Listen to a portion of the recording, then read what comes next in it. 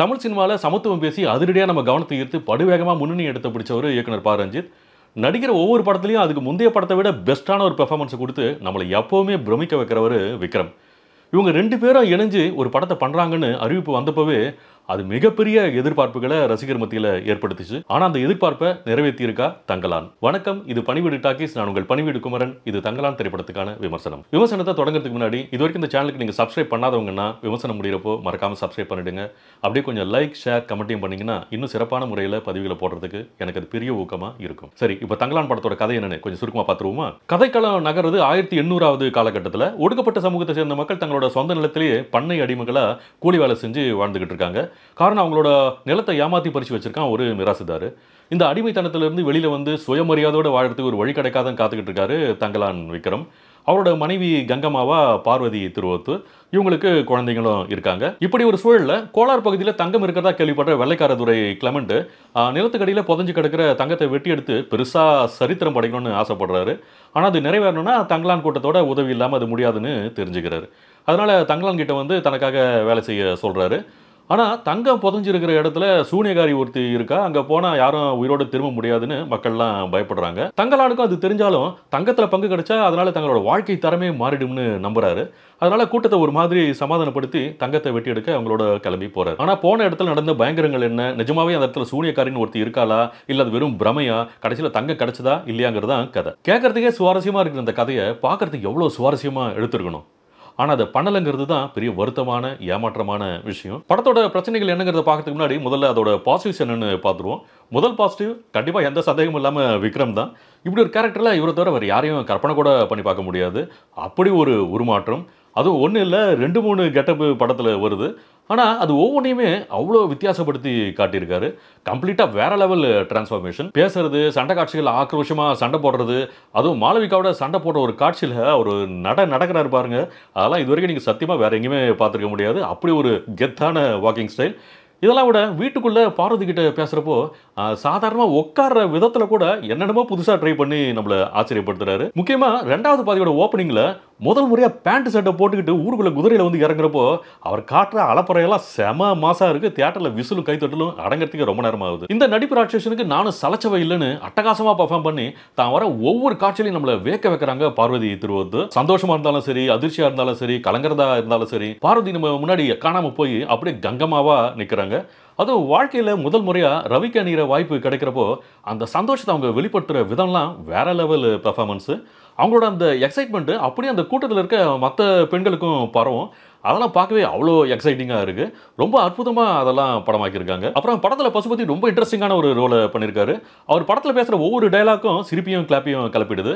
அந்த அளவுக்கு டைலாக் மாடுலேஷன்லையும் பெர்ஃபார்மன்ஸ்லையும் காட்சிக்கு காட்சி பட்டையை கிளப்பியிருக்காரு. இவங்களுக்கு அடுத்தபடியாக படத்தில் நம்ம மனசில் நிற்கிறவர் வெள்ளைக்கார துரை கிளமெண்டா நடிச்சிருக்கிற டேனியல் கால்டோகிரோன். இவரோட கேரக்டருக்கு காட்சி கொஞ்சம் அப்படி இப்படின்னு தடம் மாறுது. ஆனால் எங்கேயுமே தடுமாறாமல் தன்னோட ரோலை ரொம்ப பேலன்ஸ்டாக பெர்ஃபெக்டாக பண்ணியிருக்காரு. அப்புறம் ஊரே பயப்படுற சூனியகாரி ஆரத்தியா மாளவிகா மோகன் நடிச்சிருக்காங்க. படத்தில் இவங்க சூனியக்காரியா, பேயா, இல்லை வெறும் பிரமையா அப்படிங்கிறதே கொஞ்சம் குழப்பமாக தான் இருக்குது. ஒவ்வொரு சமயம் விதவிதமாக வராங்க.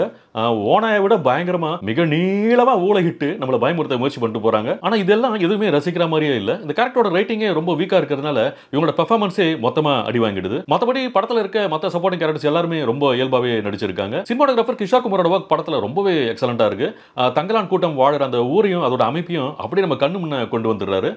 ஆயுத கடங்களை சாணம் பிடிக்கிறது, துணி நெய்யறது, வயலில் வேலை செய்கிறது, கொளுத்துற வெயிலில் பொட்டல் காட்டில் தங்கம் தேடி அலையிறதுன்னு நிஜமாவே கேமராவோட பயங்கரமாக அலைஞ்சு திரிஞ்சு படம் பிடிச்சிருக்காரு. குறிப்பாக தங்கலானோ கிளைமெண்ட்டும் ஆற்றை கடந்து போகிற மாதிரி ஒரு காட்சி வரும். அதில் பரபரப்பாக ஒரு விஷயம் நடக்கும். அந்த பரபரப்பு அப்படியே நம்மளுக்கு தொத்திக்கிற மாதிரி அவ்வளோ அட்டகாசமாக படம் பிடிச்சிருக்காரு கிஷோர். படத்துக்கு மியூசிக் ஜிவி பிரகாஷ்குமார். ரொம்ப சுமாரான படங்களே தொடர்ந்து நடிச்சு நமக்கு சலிப்பை கொடுத்துட்டு இருந்தாலும் ஒரு மியூசிக் டைரக்டராக இந்த தடவை நம்மளை ஏமாத்திடாம நிஜமாவே பிஜிஎம்ல சும்மா பட்டையை கிளப்பியிருக்காரு. சூனிய தன்மையாக அமானுஷ்யமாக நடக்கிற விஷயங்களுக்கு ஒரு மாதிரி இசை, கோபம், சந்தோஷம், ஏமாற்ற மாதிரியான உணர்வுகளுக்கு அதை அப்படியே நம்ம மனசுக்கு கடத்துற மாதிரியான இசைன்னு ரொம்ப அழகாக பண்ணியிருக்காரு. பாடல்களை பொறுத்த வரைக்கும் படத்தோட ஆரம்பத்தில் வர அந்த அறுவடை பாட்டும், பெண்கள் முதல் முதலாக ரவிக்கு அணிஞ்சு சந்தோஷப்படுறப்போ ஒரு மினுக்கி பாட்டும் ரிப்பீட் மோட்ல கேட்கலாம். பார்க்கலாம் போல அவ்வளோ அட்டகாசமா இருக்கு. அதுவும் இந்த 2 பாட்டோட மேக்கிங்லாம் சான்ஸே இல்ல. வேற லெவல்ல ஷூட் பண்ணி பின்னி எடுத்திருக்காங்க. ஆக்சுவலா டெக்னிக்கலா இந்த படம் ரொம்பவே ஹை ஸ்டாண்டர்ட்ல இருக்கு. எல்லாரும் போட்டி போட்டுக்கிட்டு கடுமையா உழைச்சிருக்கிறது நல்லாவே தெரியுது. ஒரு பீரியட் செட்டிங் டிராமாங்கிறதுனால காஸ்டியூம்ஸ், மேக்கப்னு ஒவ்வொரு விஷயத்திலும் பயங்கரமா மெனக்கெட்டு இருக்காங்க. Except VFX and CGI. விக்ரமும் பாரஞ்சித்தும் ஒரு படத்துல இணையறாங்கன்னா அதுல இருக்கிற ஒவ்வொரு விஷயமும் எவ்வளவு தரமா இருக்கணும்னு நம்ம எதிர்பார்ப்போம். ஆனா இவங்க உங்களுக்கு இது போதும்னு நினைச்சு எடுத்துட்டாங்களோ என்னவோ தெரியல. அவ்வளோ மோசமா இருக்கு படத்துல வர விஎஃப்எக்ஸ் காட்சிகள். ஒரு கருஞ்சிறுத்தை ஆளுங்களை கொல்ல வருதுன்னா அது எவ்வளோ கிளிய கிளப்பணும். ஆனா இவங்க என்னடான்னா அது ஒரு பொம்மை மாதிரி ரெடி பண்ணி உள்ள விட்டு பூச்சாண்டி காட்டுறாங்க. அதுவும் அந்த பொம்மை கிட்ட சண்டை போட்டு தங்கலான் வீரமா போஸ்ட் கொடுக்கறதுலாம் அந்த சீரியஸ் சீனியே காமெடி ஆகிடுது. அப்புறம் படத்துல பாம்பு காட்டெருமைன்னு நம்மள பயமுறுத்துறதுக்கு என்னென்னவோ வந்துட்டு போகுது. ஆனா இது எல்லாமே படத்துல பரபரப்பு கூட்டுறதுக்கான ஃபிலப் எலிமெண்ட்ஸா பயன்படுத்தப்பட்டிருக்கே தவிர அதனால ஏற்பட வேண்டிய நியாயமான ஒரு இம்பாக்ட் 1% கூட இல்ல. காரணம் என்னன்னா படத்தோட கொஞ்சம் கூட நம்மளால கனெக்ட் ஆகவே முடியல. படத்துல இருக்கிற கேரக்டர் சந்தோஷமா இருக்கிறப்போ அதை கொஞ்சம் சிரிச்சபடி ரசிக்க முடியுதே தவிர அவங்க அழுதாலோ பயந்தாலோ இல்ல முக்கியமா யாராவது செத்து போனா கூட அதுக்காக நம்மளால பெருசா ஃபீல் பண்ணவே முடியல. நியாயமா ரொம்ப முக்கியமான சில காட்சிகள் இருந்திருக்க வேண்டிய இம்பாக்ட் இல்லாததுனாலேயே இந்த படத்தை நம்மளால ரசிக்க முடியாமலே போயிடுது. பொதுவா ரஞ்சித் படங்கள்னா ஒடுக்கப்பட்ட ஒருவன் அடக்குமுறையை பொறுக்க முடியாம வெகுண்டு எழுற வகையிலான சமத்துவம் பேசுற புரட்சி லைனப்பா தான் இருக்கும். ஆனா அவரோட வழக்கமான பாணில இருந்து கொஞ்சம் லேசா மாறி அடக்குமுறை அரசியலோட ஃபேண்டசி அண்ட் மிஸ்டிக்கல் ரியலிசம் சேர்த்து பண்ணியிருக்காரு. கூடவே சிம்பாலிக்கா வழக்கம் போல புத்தரும் நிறைய காட்சிகளை தொடர்ந்து வந்துகிட்டே இருக்காரு. ஆனா யதார்த்தமாவே படங்களை பண்ணி பழக்கப்பட்டவருக்கு இந்த ஜானர் மிக்ஸ் ஒரு வகையில பெரிய மிஸ்ஃபயர்னு தான் சொல்லணும். ஒரு social drama period action adventure ஃபிலிம்ல சூனியக்காரி பேய் பிசாசுலாம் இருக்கக்கூடாதுன்னு சொல்ல வரல. ஆனா அது சொல்லப்பட்ட விதம் எந்த கேள்வியும் எழுப்பாம நம்மளை கன்வின்ஸ் பண்ற மாதிரி இருந்திருந்தா இது சிறப்பான படமா வந்திருக்கும். ஆனா படத்துல வர மேஜிக்கல் ரிலீஸ் எலிமெண்ட்ஸ் எல்லாம் நம்மளை ரசிக்க வைக்கிறதுக்கு பதிலா கண்ணா பின்னான்னு குழப்பிட்டு தான் போகுது. உதாரணமா தங்கலானோட பிளாஷ்பேக்ல நடந்ததையும் பிரசன்ட்ல நடக்கிறதையும் மாத்தி மாத்தி காட்டுற இடங்கள் எடிட் பேட்டர்ன்ல நம்மளை இம்ப்ரெஸ் பண்றதுக்கான ஒரு முயற்சியா தெரியுதே தவிர அவங்க சொல்ல முயற்சிக்கிறத புரிஞ்சிக்க முடியாத அளவுக்கு ரொம்ப குழப்பமாவே இருக்கு. ஆரத்தியா வர மாளவிகா மோகனன் தங்கலானோட ஆலுசினேஷனா இல்ல அப்பப்போ மற்றவங்களோட கண்ணுக்கும் தெரியற மாதிரி காட்டுறதால அது நிஜமாங்கிறதே புரியல. இதுல அவங்க வயிற்றுல குத்துனா பீச்சு அடிக்கிற ரத்தம் ஊரே நினைக்கிற அளவுக்கு ஆறா ஓடுற மாதிரிலாம் வேற காட்டுறாங்க. இதெல்லாம் எதுக்குன்னே புரியல. இந்த சுமாரான விஎஃப்எக்ஸ் டீமை நம்பி ஒரு அம்புலிமாமா கதை இதில் போட்டு குழப்பினதுக்கு பதிலா தங்க வேட்டை அதில் இருக்கிற பயங்கரங்கள்னு ஒரு நார்மலான ஆக்ஷன் அட்வென்ச்சர் படமாவே இது உருவாக்கி இருந்தா அது கொஞ்சம் நம்பகத்தன்மையோட நம்ம ரசிக்கிற மாதிரி இருந்திருக்கும். அது சுத்தமா இல்லாததால இந்த படத்தை நம்மளால எங்கேயுமே கொஞ்சம் கூட இன்வால்வ் ஆகி பார்க்க முடியல. அப்புறம் இப்போ வர எல்லா தமிழ் படங்களையும் வழக்கமா இருக்கிற கிளைமேக்ஸ் ட்விஸ்ட் இதுலயும் இருக்கு. அது பயங்கரமா நம்மள மயிர்கூச்சரி வைக்கும் நினைச்சு பண்ணியிருக்கிறது நல்லாவே தெரியுது. ஆனா அதுவுமே கூட பெருசா ஒர்க் அவுட் ஆகல.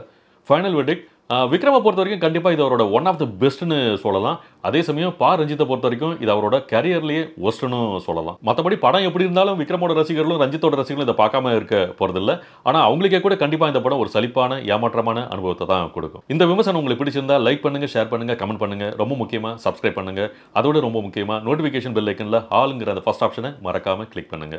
மீண்டும் அடுத்த ஒரு படம் திரைக்கு வரப்போ எவ்வளோ சீக்கிரம் முடியுமோ அவ்வளோ சீக்கிரம் உங்களை சந்திக்கிறேன். நன்றி, வணக்கம்.